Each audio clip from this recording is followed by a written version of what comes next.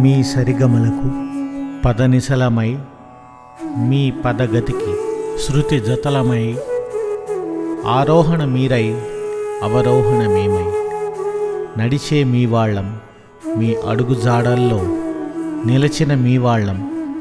ఇదే మా నీరాజనం, ఇదే మా హృదయ నివేదనం.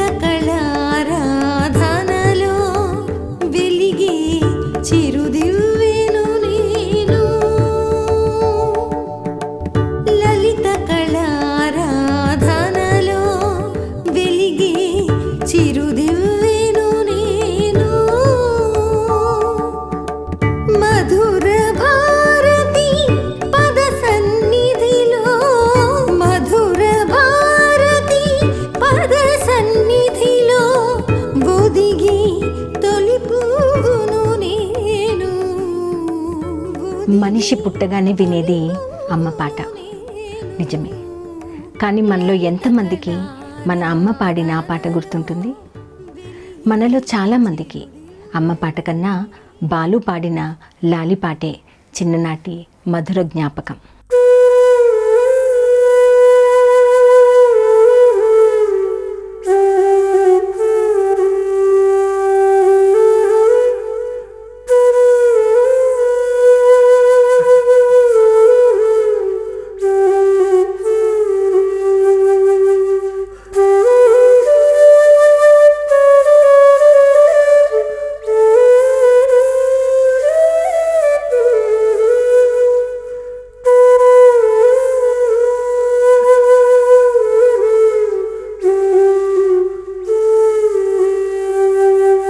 బాల్యంలో లాలిపాటే కాదు, టీనేజీలో ప్రేమ, మధ్య వయస్సులో బాధ్యత, ఇంకాస్త వయస్సు మళ్ళాక భక్తి, ఇలా ఎన్నో వయసుల్లో బాలుగళం పాటగా మనల్ని పలకరిస్తూనే వచ్చింది.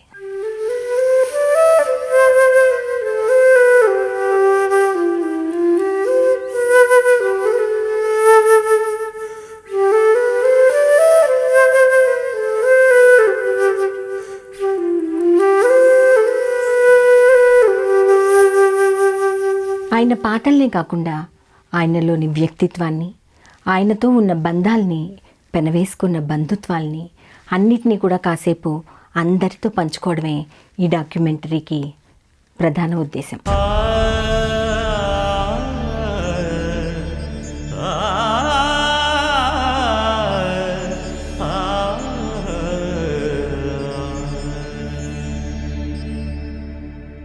ప్రతిభ, సంస్కారం కలిసి ఒక దగ్గర ఉన్నటువంటి ఏకైక విరాట్ స్వరూపం Balasubrahmanyam.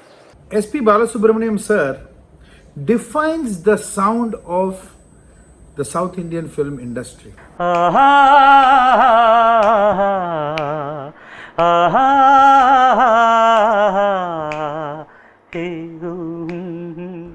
Balu sir was blessed by God. He had a ringing tone to his voice.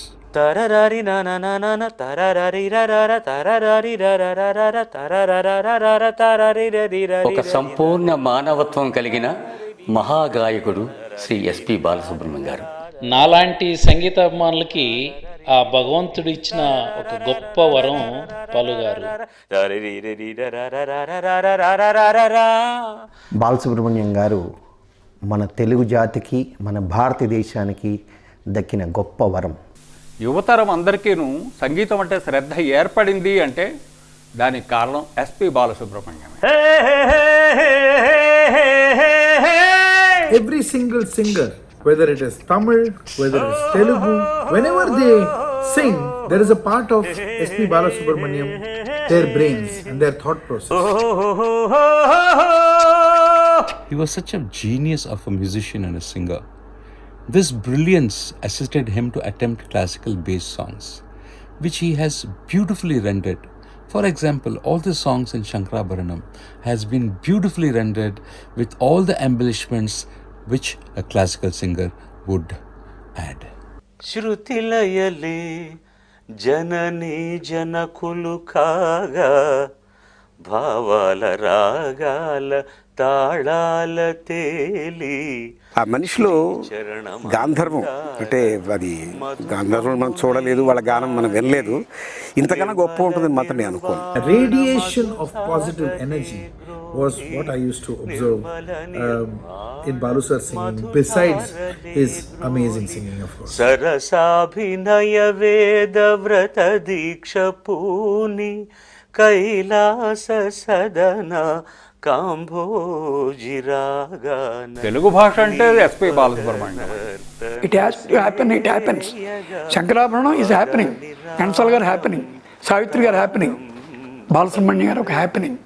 నామదిలోన కదలాడి కడతేరమన్న విరాగం తానం పల్లవి. ఆయన పాడే కొత్త పాటలు ఇక వినలేము అనుకునే వారికి ఒకటే సమాధానం. ఆయన పాడిన 40,000 పైచిలుకు పాటలు అన్నీ వినేసామా? లేదు కదా. అన్ని భాషల్లోనూ ఆయన ఎప్పుడో పాడేసిన పాటలన్నీ కొత్తగా వింటూ ఉంటే అవన్నీ మనకి కొత్త పాటలే అవుతాయి కదా.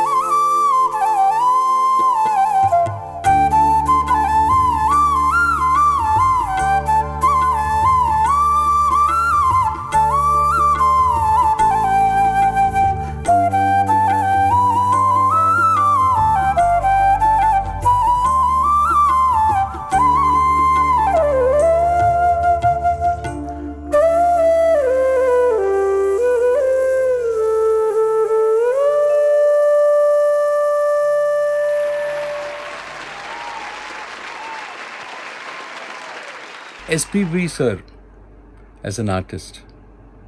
The clarity of his voice in all the ranges was amazing. Any kind of lyrics, it would sound like pearls when he sang. ఒకసారి హరిహరన్ గారితో మేము బై రోడ్ ట్రావెల్ చేస్తున్నప్పుడు ఆయన ఒక మంచి మాట చెప్పారు. మేము పెద్ద పెద్ద ఉస్తాదుల దగ్గరికి వెళ్ళి బాగా నేర్చుకుని 9 గంటలు మేము ప్రాక్టీస్ చేసి ఆహా బాగా పాడుతున్నామని అనుకునే సమయంలో చూడు ఇలా కూడా ఉంటుందని భగవంతుడు మాకు చూపిస్తాడు. అంటే ఆయన ఏమీ సంగీతం రానటువంటి ఒక బాలసుబ్రహ్మణ్యాన్ని, ఒక కిషోర్ కుమార్ని ఇలా టచ్ చేస్తే వాళ్ళు ఎంత బాగా పాడతారో చూడని ఎగ్జాంపుల్గా చూపించారు. ఏకసం తగ్గినాయి అలా వినగానే పట్టేసి పాడేసి వెళ్ళిపోతాడంటే అంతే, ఇంకా వెయిట్ చేయక్కర్లేదు అతని కోసం. నిమిషాల పైన ఆయనకి చెప్పాల్సిన పని లేదు, ఇలాగ అవుట్లైన్ చెప్పేసరికి పాడేసుకోవాలి ఆయన. అంతటి మహా మేధావైన ఆ స్పీడే అతని జీవితంలో ఆ స్థాయిలో నిలబెట్టింది.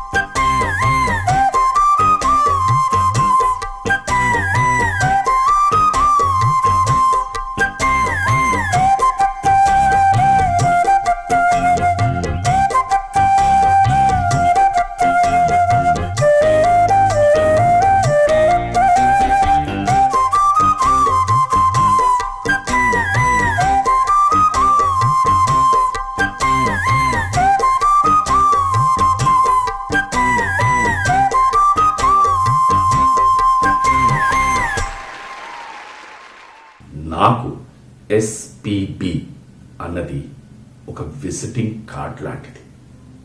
ఆ 3 అక్షరాలకి అంత పేరుంది, ఆ 3 అక్షరాలకి అంత గుర్తింపు ఉంది, ఆ 3 అక్షరాలకి అంత పరపతుంది. నాకు సార్ అంటే గౌరవం, నాకు సార్ అంటే భక్తి, నాకు సార్ అంటే ప్రేమ, నాకు సార్ అంటే ఒక తెలియని భయం.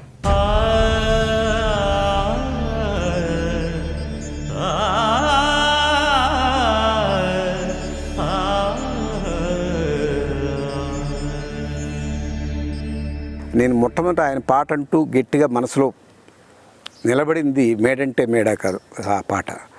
అది ఎవరు పాడారంటే మన నెల్లూరు అబ్బాయి బాలసుబ్రహ్మణ్యం. ఎవరు అంటే చివరికి తేలింది సాంబమూర్తి గారి అబ్బాయి అని. ఆ పాటతో ఏదో విశేషమైన గొంతులాగా ఉంది, చాలా మార్ధవంగా ఆర్ద్రంగా పాడారు.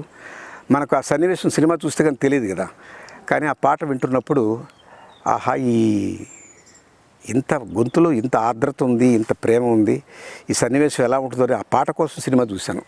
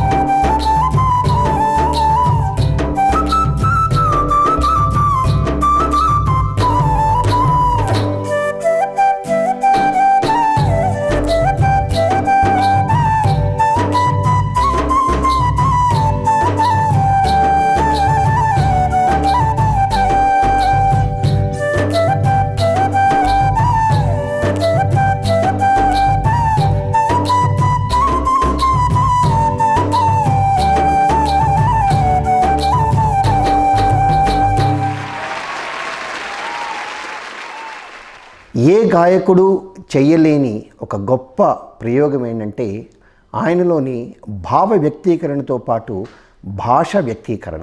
ఈశాని శుభ వివాహ వేళల ఈశాని ప్రభ వికాసమందగ ఈశ్వరీయ చాతురీయ ధారల ఈశ్వరాన కిందోళ చిందగ ఈశాని శుభ వివాహ వేళల ఈశాని ప్రభ వికాసమందగ. ఒక పాటని షూటింగ్ చేయకముందే స్టూడియోలో ఉంటూ ఆ పాట పాడుతున్నప్పుడు ఆ వ్యక్తి అంటే ఆ నటుడు చేయబోయే హావభావాలకు అనుగుణంగా భాషను కూడా ప్రయోగించగలగటం అనేది బాలసుబ్రహ్మణ్యం గారి యొక్క శైలి యొక్క గొప్ప ప్రత్యేకత. అంతకుముందు గాయకులందరూ మోనోటోన్లోనే ఎక్కువ పాడారండి. తాను 20స్లో ఉండి యంగ్గా ఉన్నప్పుడేమో తనకన్నా చాలా పెద్దోళ్ళైన హీరోలకు పాడడం, తర్వాత తాను వయసు పెరుగుతున్న కొద్దీ 30, 40, 50, 60, 70 వరకు 20 ఏళ్ళ వయసున్న హీరోలకు పాడడం, అది చాలా అద్భుతంగా అనిపించేది నాకు. నాగేశ్వరరావు ఒకలాగా పాడతాడు ప్రేమాభిషేకంలో, దీంట్లో చిరంజీవి ఒకలా పాడతాడు. హీరోలో ఇమిడిపోవటం అనేది హీరో 40% చేస్తే ఇతను 60% చేశాడని చెప్పడానికి కూడా నేనేమి వెనకాడినాను. That's how he has elevated the artists.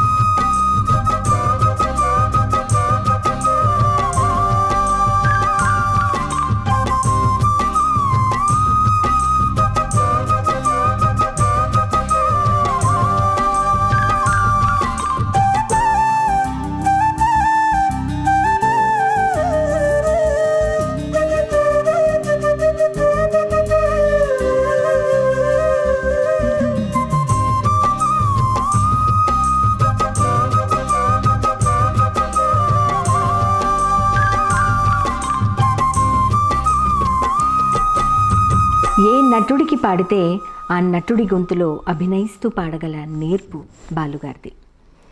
Nutan Prasad గారికి కొత్త దేవుడండి కొత్త దేవుడండి అండండి అని పాడిన, అల్లు రామలింగయ్య గారికి ముత్యాలు అవస్తావా అని పాడిన, ఇంద్రుడు చంద్రుడులో కమల్ హాసన్ పోషించిన పాత్రకి తగ్గట్టుగా నచ్చిన ఫుడ్డు వెచ్చని బెడ్డు నన్న ఫ్రెండు అనే పాట పాడిన, ఇంకా శంకరాభరణంలో సోమయాజులు గారికి పాడిన అంతా బాలుగారి విశ్వరూప సందర్శనమే.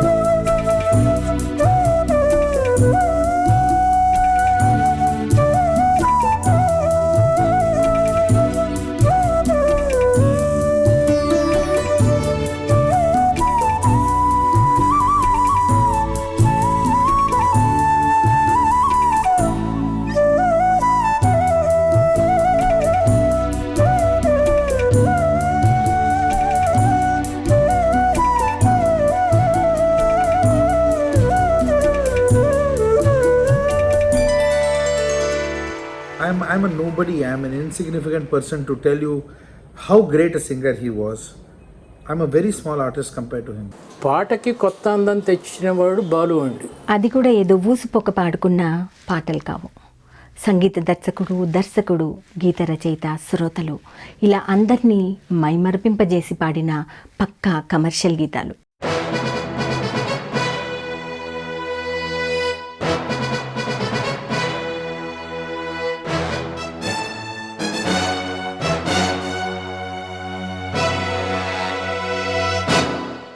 There are so many heavily orchestrated songs which are fast in tempo and heavy rhythm section, but his voice used to cut across the music and rhythm tracks and sound so clear.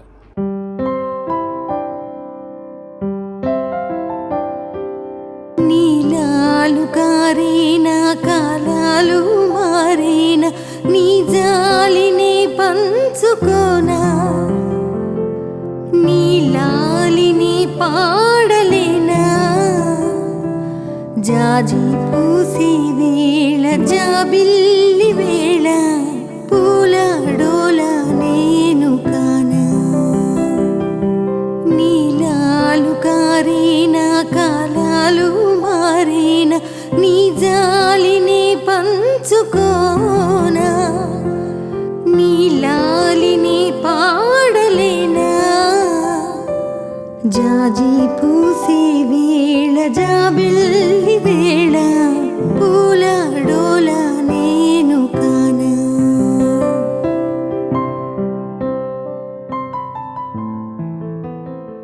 Balu గారు పాడిన పాటల్లో చాలా పాటల్లో magic చేస్తారు. అది చాలామందికి ఇష్టం ఉంటుంది ఖచ్చితంగా.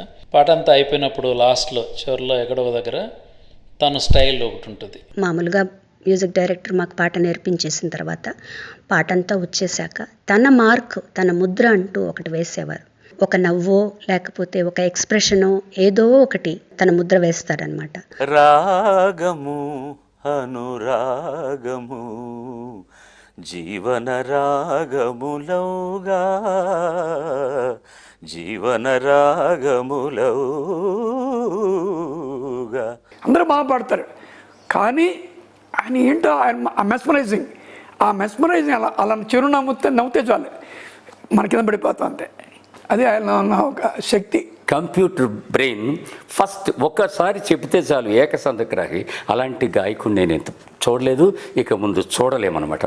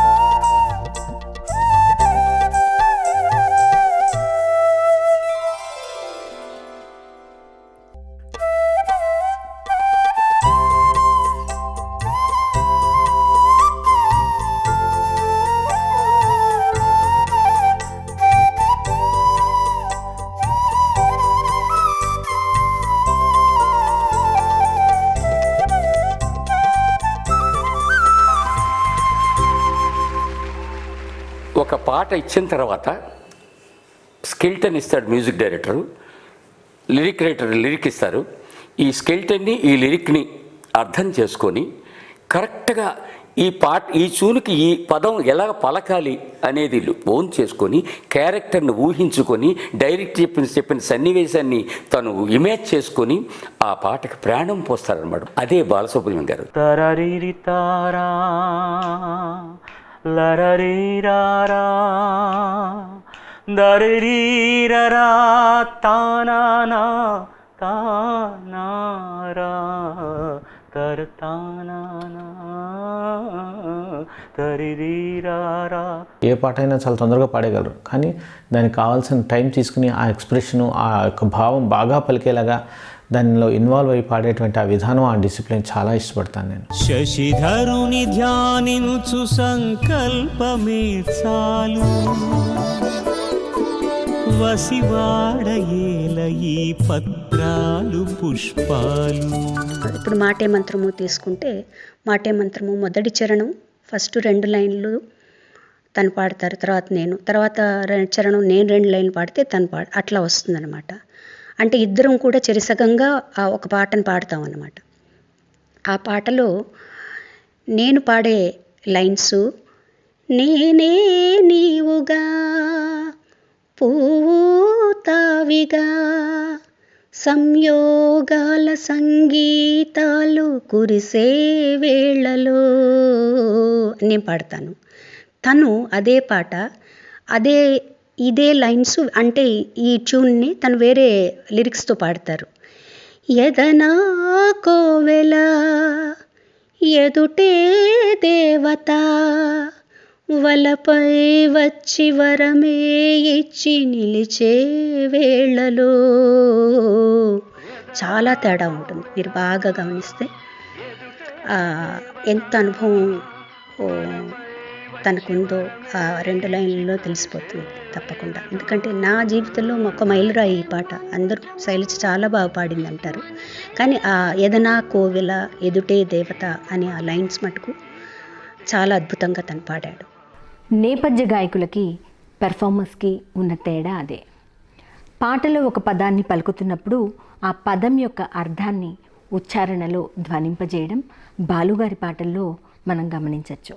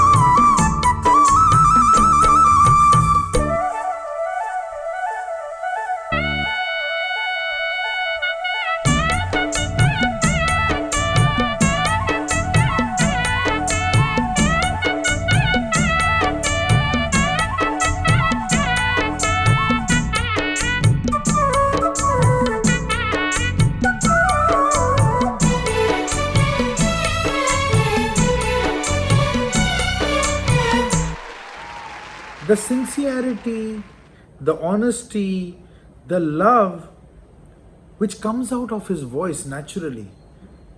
And just by listening to him sing, you can very easily make out what a wonderful human being he is. You know, his persona comes out in his singing, and his genuinity and his love for the musicians, his respect for the musicians. You will see whenever he comes to perform for a live show, he turns around first and he greets all the musicians. He introduces all the musicians. If a co-singer is standing behind and singing, he'll see to it that he gets the co-singer in front and makes him or her stand next to him, even if that co-singer is not a popular singer. దాక్షిణ్యం స్వజనే, తన వారి పట్ల దాక్షిణ్యం చూపించటం. దయా పరిజనే, తనతో పనిచేసేటువంటి వాళ్ళ మీద దయ చూపించటం. నేను ఒకసారి ఒక సంఘటన విన్నాను. ఏదో ఒక రికార్డింగ్కి వెళ్ళారట, ఏదో ఫారిన్ కంట్రీకి వెళ్ళినప్పుడు అక్కడ బాలుగారికి ఫస్ట్ రూమ్ అంతా కూడా తీసుకుని, ఓకే సార్ మీరు వెళ్ళిపోండి రూమ్లో కంటే, మరి మాతో పాటు వచ్చిన క్రూ వీళ్ళందరూ రూమ్స్ పరిస్థితి ఏమిటి అని అన్నారట. అంటే వాళ్ళు మేము చూస్తామండి, ముందు మీరు వెళ్ళిపోండి సార్. లేదు ముందర వాళ్ళందరినీ రూముల్లోకి పంపించిన తర్వాత నేను వెళ్తాను, ఎందువల్లంటే నన్ను పంపించిన తర్వాత వాళ్ళని మీరు పట్టించుకోకపోవచ్చు, డోంట్ థింక్ అదర్వైజ్ అని అక్కడ కూర్చుని వాళ్ళందరికీ కూడా రూమ్స్ అలాట్ అయిన తర్వాత ఈయన వెళ్ళారట. సో దయా పరిజనే అన్న దాంట్లో ఇంతకు మించినటువంటి బెస్ట్ ఎగ్జాంపుల్ ఇంకేం లేదు. సార్ గురించి ఎక్కడ ప్రస్తావించినా కూడా మంచివారు, మంచి మనిషి, మంచి మనిషి, మంచి మనిషి అంటారు. మనిషి అన్న అర్థం ఏమిటి అంటే మానవత్వం ఉన్న ఋషి అని. అది 100కి 100 పాళ్ళు సార్కే చెందుతాయి.